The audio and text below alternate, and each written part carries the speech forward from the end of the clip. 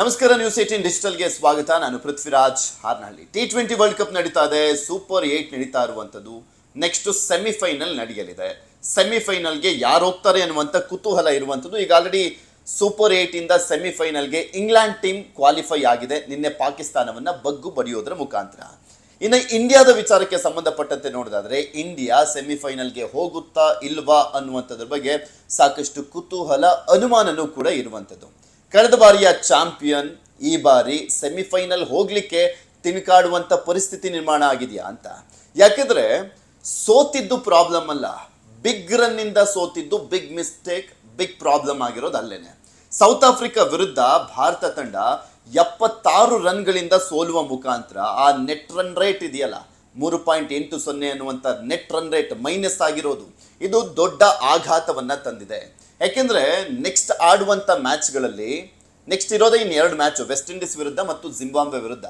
Zimbabwe ವಿರುದ್ಧ minimum ಅಂದ್ರು 77 ರನ್ಗಳಿಂದ ಗೆಲ್ಲಬೇಕು. ನಾವೇನಾದ್ರೂ ಸ್ಟಾರ್ಟಿಂಗ್ ಬ್ಯಾಟಿಂಗ್ ಅನ್ನ ಆಯ್ದುಕೊಂಡು ಒಂದು 180 200 ಎಷ್ಟೋ ಹೊಡೆದು ಒಟ್ಟಿನಲ್ಲಿ 77 ರನ್ನಿಂದ ಗೆಲ್ಲಬೇಕು. ಇಲ್ಲ ಅಂದ್ರೆ ಅವ್ರನ್ನ 120 150 ಎಷ್ಟೇ ರನ್ನಿಂದ ಅವ್ರು ಹೊಡೆದ್ರು, ಜಿಂಬಾಬ್ವೆ ಅವ್ರು ಹೊಡೆದ್ರು ಕೂಡ ನಾವು ಅದನ್ನ 8.5 9 ಓವರ್ ಒಳಗಡೆ ಕಂಪ್ಲೀಟ್ ಮಾಡಿದ್ರೆ ಆ ನೆಟ್ ರನ್ ರೇಟ್ ಅನ್ನ ಒಂದ್ ಸ್ವಲ್ಪ ಈಕ್ವಲೈಸ್ ಮಾಡ್ಬೋದು ಸೌತ್ ಆಫ್ರಿಕಾ ಅದು. ಸೊ ಹೀಗಾಗಿ ಜಿಂಬಾಬ್ವೆ ವಿರುದ್ಧದ ಮ್ಯಾಚ್ ಇದೆಯಲ್ಲ ನಾಳೆ, ಅದು ತುಂಬಾ ಇಂಪಾರ್ಟೆಂಟ್ ಆಗುತ್ತೆ. ಅದರ ಜೊತೆಗೆ ವೆಸ್ಟ್ ಇಂಡೀಸ್ ಮೇಲೂ ನಾವು ಗೆಲ್ಲಬೇಕು, ಕ್ವಾಲಿಫೈ ಆಗಬೇಕು ಸೆಮಿಫೈನಲ್ಗೆ ಅಂದ್ರೆ. ಅದರ ಜೊತೆಗೆ ಇನ್ನೂ ಇರುವಂಥದ್ದು ಏನಪ್ಪ, ಇಲ್ಲಿ ಸಾಕಷ್ಟು ಲೆಕ್ಕಾಚಾರಗಳು ಅನ್ನುವಂಥದ್ದನ್ನ ನೋಡ್ತಾ ಹೋದಾದ್ರೆ ವೆಸ್ಟ್ ಇಂಡೀಸು ಸೌತ್ ಆಫ್ರಿಕಾ ವಿರುದ್ಧ ಬೇರೆ ಸೋಲ್ಬೇಕು. ನಿನ್ನೆನೆ ಆಲ್ಮೋಸ್ಟ್ ಅಂದ್ರೆ ನಾಳೆನೆ ಎಲ್ಲವೂ ಡಿಸೈಡ್ ಆಗುವಂತ ಸಾಧ್ಯತೆ ಇದೆ. ಯಾಕೆಂದ್ರೆ ಇಲ್ಲಿ South Africa versus West Indies match ನಾಳೆ 3 ಗಂಟೆಗಿದೆ. ಇನ್ನ ಇಂಡಿಯಾ ವರ್ಸಸ್ ಜಿಂಬಾಬ್ವೆ ಮ್ಯಾಚ್ ಕೂಡ ನಾಳೆನೇ ಇರುವಂಥದ್ದು, ಸಂಜೆ 7 ಗಂಟೆಗೆ ಇರುವಂಥದ್ದು. ಇಂಡಿಯಾದಲ್ಲೇ ನಡೀತಾ ಇರುವಂಥದ್ದು T20 ವರ್ಲ್ಡ್ ಕಪ್, ಇಂಡಿಯಾ ಮತ್ತು ಶ್ರೀಲಂಕಾದಲ್ಲಿ. ಸೊ ಹೀಗಾಗಿ ತವರಿನಲ್ಲಿ ಮುಖಭಂಗ ಆಗಬಾರ್ದು ಅನ್ನುವಂಥ ನಿಟ್ಟಿನಲ್ಲಿ ನೋಡೋದಾದ್ರೆ ಅತ್ಯುತ್ತಮವಾದಂಥ ಪರ್ಫಾರ್ಮೆನ್ಸ್ ಅನ್ನ ನೀಡಬೇಕಾಗಿದೆ. ಆಲ್ರೌಂಡ್ ಆಟವನ್ನ ಭಾರತ ಪ್ರದರ್ಶನ ಮಾಡಬೇಕಾಗಿದೆ. ಲೀಗ್ ಹಂತದಲ್ಲಿ ಎಲ್ಲಾ ಮ್ಯಾಚ್ಗಳನ್ನ ಗೆದ್ಕೊಂಡ್ಬಂದ್ರು, ಆದ್ರೆ ಸ್ಟ್ರಾಂಗೆಸ್ಟ್ ಟೀಮ್ಗಳಿರುವಂಥದ್ದು ಸೂಪರ್ 8 ಮತ್ತೆ ಸೆಮಿಫೈನಲ್ ಅಲ್ಲಿ. ಅದನ್ನ ಸೌತ್ ಆಫ್ರಿಕಾ ತೋರಿಸ್ತು ನಾವು ಎಷ್ಟರ ಮಟ್ಟಿಗೆ ಸ್ಟ್ರಾಂಗ್ ಆಗಿದ್ದೀವಿ ಅಂತ. ಹಾಗೆ ಇಲ್ಲಿ ಎಕ್ಸ್ಪೀರಿಯನ್ಸ್ ಅನ್ನುವಂಥದ್ದು ಎಷ್ಟು ಮಟ್ಟಿಗೆ ಮ್ಯಾಟರ್ ಆಗುತ್ತೆ ದೊಡ್ಡ ದೊಡ್ಡ ತಂಡಗಳ ವಿರುದ್ಧ ಅನ್ನುವಂಥದ್ದನ್ನ ಕೂಡ ಭಾರತ ಪಾಠವನ್ನ ಕಲಿಬೇಕಾಗಿದೆ.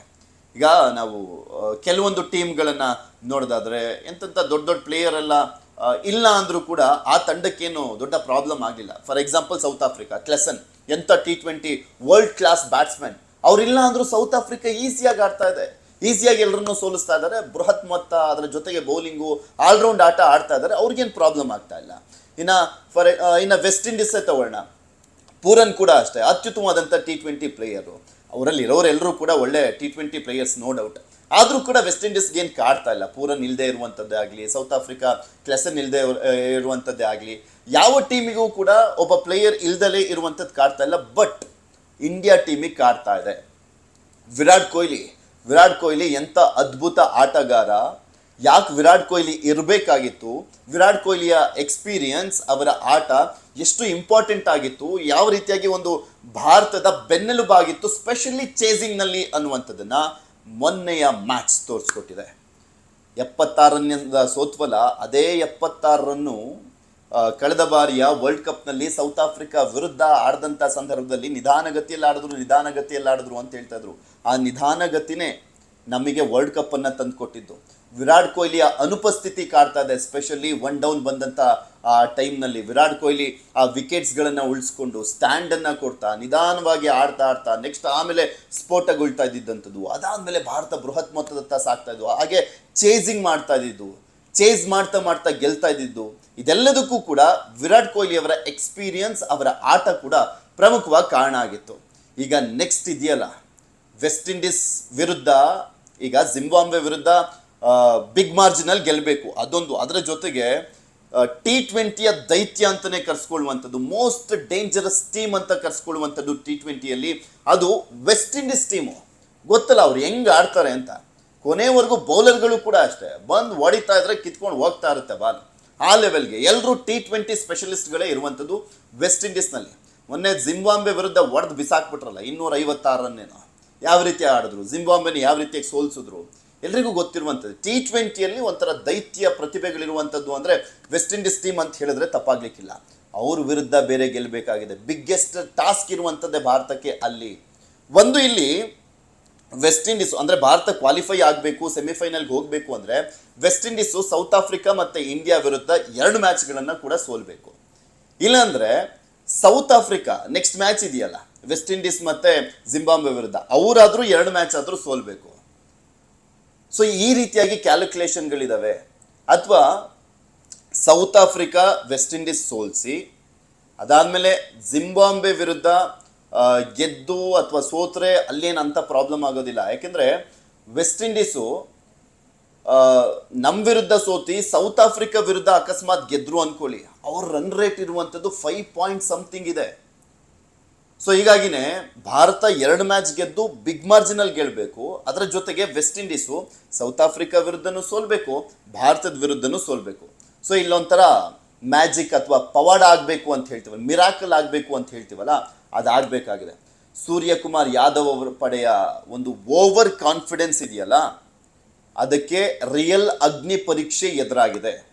ಒಬ್ಬೊಬ್ಬರದ್ದು ಜವಾಬ್ದಾರಿ ಇದೆ. ಇವಾಗ T20 ಸ್ಪೆಷಲಿಸ್ಟ್ಗಳು ಅಂತ ನೋಡ್ತಾನೆ ಇದ್ವಿ. ಸೊ ಈಗ ಆ ಸ್ಪೆಷಲಿಸ್ಟ್ಗಳು ಸ್ಪೆಷಲ್ ಆಟ, ಆರ್ಡಿನರಿ ಆಟ ಅಲ್ಲ, ಎಕ್ಸ್ಟ್ರಾರ್ಡಿನರಿ ಆಡಬೇಕಾಗಿದೆ. ಈಗ ಭಾರತ ಎಕ್ಸ್ಟ್ರಾರ್ಡಿನರಿ ಆಡಿದ್ರೆ ಮಾತ್ರನೇ ತವರಿನಲ್ಲಿ ನಡೀತಾ ಇರುವಂಥ ವರ್ಲ್ಡ್ ಕಪ್ನಲ್ಲಿ ಸೆಮಿಫೈನಲ್ಗೆ ಹೋಗಿ ಆಮೇಲೆ ಫೈನಲ್ಗೆ ಹೋಗಿ ಗೆಲ್ಲುವಂಥ ಚಾನ್ಸಸ್ ಇರುತ್ತೆ. ಇಲ್ಲಾಂದರೆ ತವರಿನಲ್ಲೇ ಮುಖಭಂಗವನ್ನು ಅನುಭವಿಸಬೇಕಾಗತ್ತೆ.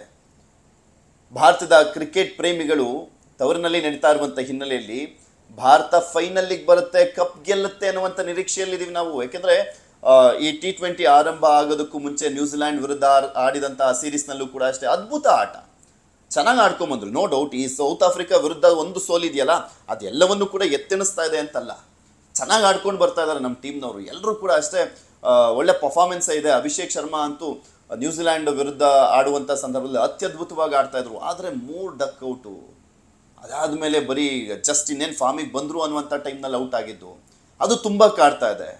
ಇಶಾನ್ ಕಿಶಾನ್ ಕೂಡ ಅಷ್ಟೇ. ಫಸ್ಟ್ ವಿಕೆಟ್ ಅನ್ನುವಂಥದ್ದು ಇದೆಯಲ್ಲ, ಯಾವುದೇ ತಂಡಕ್ಕಾದರೂ ಅಷ್ಟೇ ತುಂಬ ಇಂಪಾರ್ಟೆಂಟ್ ಆಗುತ್ತೆ.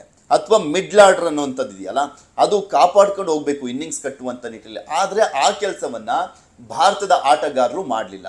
ಅದೇ ಮೇಯ್ನ್ಲಿ ವೈಫಲ್ಯಕ್ಕೆ ಕಾರಣ ಆಗಿತ್ತು. ಯಾಕೆಂದರೆ ಫಸ್ಟ್ 3 ವಿಕೆಟ್ಸ್ನ ಸೌತ್ ಆಫ್ರಿಕಾ ವಿರುದ್ಧ ಈಸಿಯಾಗಿ ತೆಗೆದು ಹಾಕಿದ್ವಿ. ಆದರೆ ಮಿಡ್ಲ್ ಆರ್ಡರ್ನ ಅಲ್ಲಾಡಿಸ್ಲಿಕ್ಕೆ ಆಗಲಿಲ್ಲ, ಅಲ್ಲೇ ಭಾರತಕ್ಕೆ ಹೊಡ್ತಾ ಬಿದ್ದಿದ್ದು. ಅದಾದಮೇಲೆ ಕೊನೆ ಹಂತದ ಬೌಲಿಂಗ್ ಇತ್ತಲ್ಲ, ಆ ಟೈಮ್ನಲ್ಲೂ ಕೂಡ ಅಷ್ಟೇ ಒಳ್ಳೆ ಒಡ್ಸ್ಕೊಂಡ್ಬಿಟ್ರು. ಸೊ ಹೀಗಾಗಿ ಸೌತ್ ಆಫ್ರಿಕಾ ಗೆಲ್ಲುವಂಥ ನಿಟ್ಟಿನಲ್ಲಿ ಒಂದು ಜೋಶ್ ಬಂತು. ಭಾರತ ಕೂಡ ಅಷ್ಟೇ ಚೇಸಿಂಗ್ ಮಾಡುವಂಥ ಸಂದರ್ಭದಲ್ಲಿ ತುಂಬ ಎಡವಟ್ಟನ್ನು ಮಾಡಿಕೊಂಡ್ರು. ಬ್ಯಾಟ್ಸ್ಮನ್ಗಳ ವೈಫಲ್ಯ ಎದ್ದು ಕಾಣಿಸ್ತು. ಸೊ ಇಲ್ಲಿ ವಿರಾಟ್ ಕೊಹ್ಲಿ ಅವರ ಅನುಪಸ್ಥಿತಿನೂ ಕಾಡ್ತಾ ಇದೆ. ಬಟ್ ನೆಕ್ಸ್ಟ್ ಮ್ಯಾಚ್ ಇದೆಯಲ್ಲ ನಾಳೆ ಜಿಂಬಾಬ್ವೆ ವಿರುದ್ಧ ಆಡುವಂಥದ್ದು, ಈ ಮ್ಯಾಚ್ ತುಂಬ ಕ್ರೂಷಿಯಲ್ ಆಗುತ್ತೆ. ಯಾಕೆಂದರೆ ಭಾರತ 2 ಮ್ಯಾಚ್ ಗೆದ್ದು ಇನ್ನು ಉಳಿದಂಥವರ ರಿಸಲ್ಟ್ ಮೇಲೆ ಡಿಪೆಂಡ್ ಆಗಿದೆ ಸೆಮಿಫೈನಲ್ಗೆ ಹೋಗುತ್ತಾ ಇಲ್ವಾ ಅಂತ. ಅಕಸ್ಮಾತ್ 1 ಮ್ಯಾಚನ್ನು ಸೋತ್ರೂ ಕೂಡ ಆಲ್ಮೋಸ್ಟ್ ಭಾರತ ಎಕ್ಸಿಟ್ ಆದಂತಾನೆ. ಸೆಮಿಫೈನಲ್ಗೆ ಹೋಗುವಂಥ ಚಾನ್ಸಸ್ಸು 90% ಕಡಿಮೆ ಆಗುತ್ತೆ. ಸೊ ಹಂಗಾಗ್ದಲೇ ಇರಲಿ, ಭಾರತ ಬೆಸ್ಟಲ್ಲಿ ಬೆಸ್ಟ್ ಪರ್ಫಾರ್ಮೆನ್ಸನ್ನು ಜಿಂಬಾಬ್ವೆ ವಿರುದ್ಧ ಕೊಡಬೇಕಾಗಿದೆ. ಅದಕ್ಕಿಂತ ಬೆಸ್ಟ್ ಪರ್ಫಾರ್ಮೆನ್ಸನ್ನು ವೆಸ್ಟ್ ಇಂಡೀಸ್ ವಿರುದ್ಧ ಕೊಡಬೇಕಾಗಿದೆ. ಯಾವ ರೀತಿಯಾಗಿ ನಮ್ಮ ಹುಡುಗರು ಈ ದೈತ್ಯ ಟೀಮ್ಗಳನ್ನು ಎದುರಿಸ್ತಾರೆ, ಭರ್ಜರಿ ಪ್ರದರ್ಶನವನ್ನು ಕೊಡ್ತಾರೆ, ಒಂದು ರೀತಿಯಾಗಿ ಮಿರಾಕಲನ್ನು ಮಾಡ್ತಾರೆ, ಸೆಮಿಫೈನಲ್ಗೆ ಬರ್ತಾರೆ. ಅದಾದಮೇಲೆ ಕಪ್ಪನ್ನು ಗೆಲ್ತಾರೋ ಬಿಡ್ತಾರೋ ಅದು ಸೆಕೆಂಡ್ರಿ. ಸೆಮಿಫೈನಲ್ಗೆ ಬಂದರೆ ಸಾಕಪ್ಪ ಅನ್ನುವಂಥ ಪರಿಸ್ಥಿತಿ ನಿರ್ಮಾಣ ಆಗಿದೆ. ಕಾದು ನೋಡೋಣ ಏನಾಗುತ್ತೆ ನಾಳಿನ ಮ್ಯಾಚ್ನಲ್ಲಿ. ಬಿಗ್ ಮಾರ್ಜಿನಲ್ಲಿ ಇಂಡಿಯಾ ಗೆಲ್ಲಿ ಅನ್ನುವಂಥದ್ದು ನಾವೆಲ್ಲರೂ ಅಂದ್ಕೊಳ್ತಾ ಇರುವಂಥದ್ದು.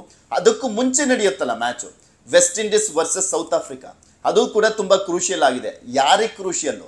ಇಂಡಿಯಾ ಕ್ರೂಷಿಯಲ್ಲು, ಈವನ್ ವೆಸ್ಟ್ ಇಂಡೀಸ್ಗೂ ಕೂಡ ಕ್ರೂಷಿಯಲ್ಲು. ಒಂಥರ ಡೂ ಆರ್ ಡೈ ಮ್ಯಾಚ್ ಇದ್ದಂಗೆ ಭಾರತಕ್ಕೆ ನೆಕ್ಸ್ಟ್ 2 ಮ್ಯಾಚು.